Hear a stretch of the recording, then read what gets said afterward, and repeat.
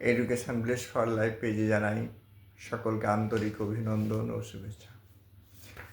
আমরা এই পেজটিতে মূলত শিক্ষা বিষয়ক নিয়ে কথা বলে থাকি।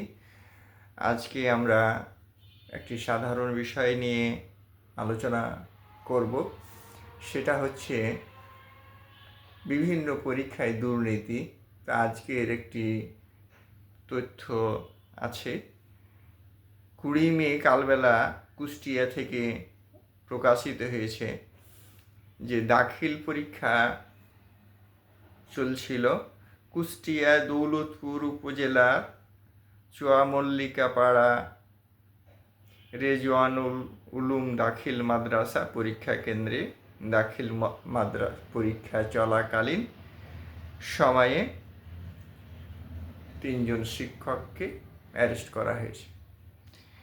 র্যাব অভিযান চালিয়ে তাদেরকে অ্যারেস্ট করে পরীক্ষা কেন্দ্রের বাইরে তারা পরীক্ষার সেই খাতা লিখছিল। 3 জন শিক্ষক জীববিজ্ঞান বিষয়ের পরীক্ষা তারা লিখে দিচ্ছিল। সেই ছাত্রটি আবার খুবই মূল্যবান ছাত্র হচ্ছে যে সেই মাদ্রাসার মানে এই চুয়ামল্লিকপাড়া যে উলুম দাখিল মাদ্রাসা আছে সেই মাদ্রাসার সুপারের ছেলে। তো সুপারের ছেলে হলে তো সুপার পাওয়ার থাকবে, এটা তো স্বাভাবিক।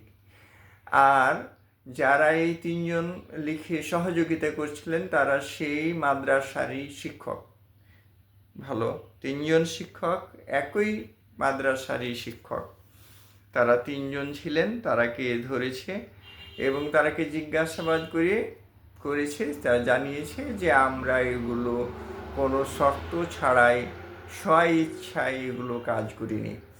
আমরা এই কাজগুলো করেছি মূলত আমাদের শিক্ষক মানে আমাদের সুপারডেন্ট এই কাজগুলো আমরাকে করতে বলেছে।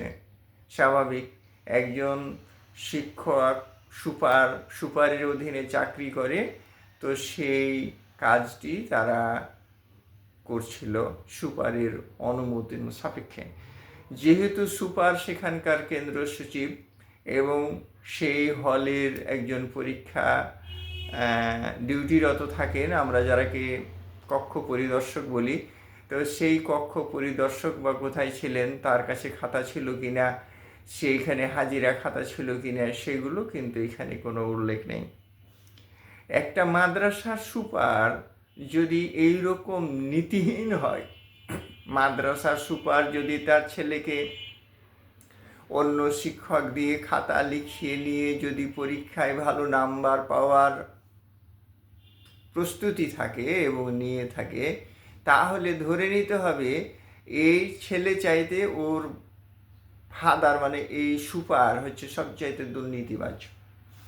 এই শিক্ষকগুলোর বিরুদ্ধে ব্যবস্থা নেওয়ার আগে সেই সুপারের বিরুদ্ধে ব্যবস্থা নেওয়া উচিত ছিল।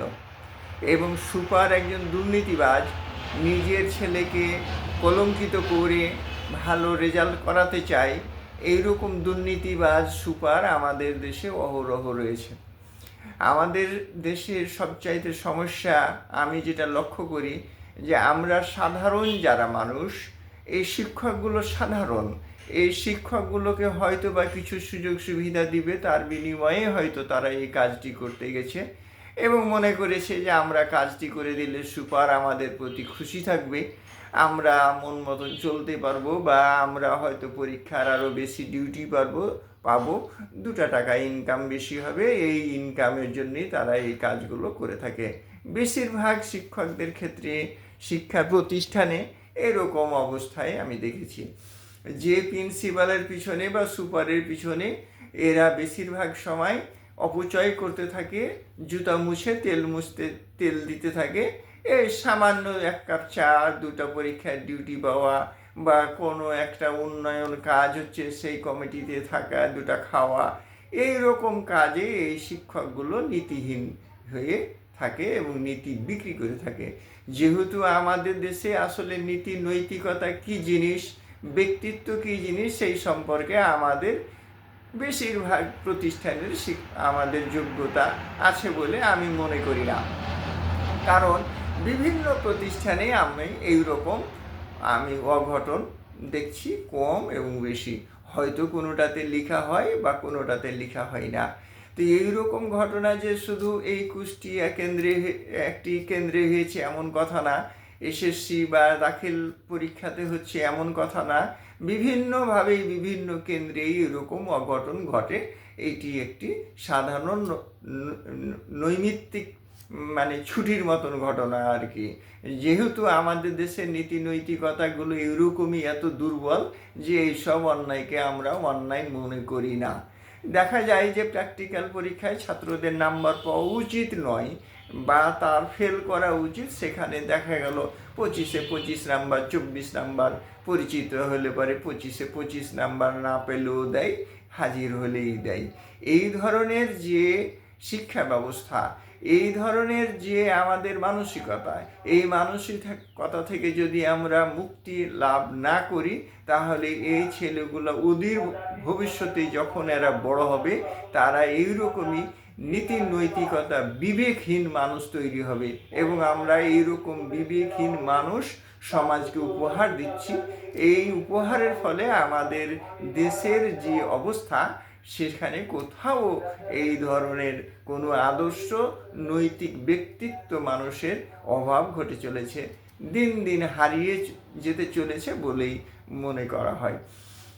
Education bless for life page থেকে জানাই আন্তরিক অভিনন্দন ও শুভেচ্ছা। চলুন আমরা প্রকৃত শিক্ষার আলো ছড়াই।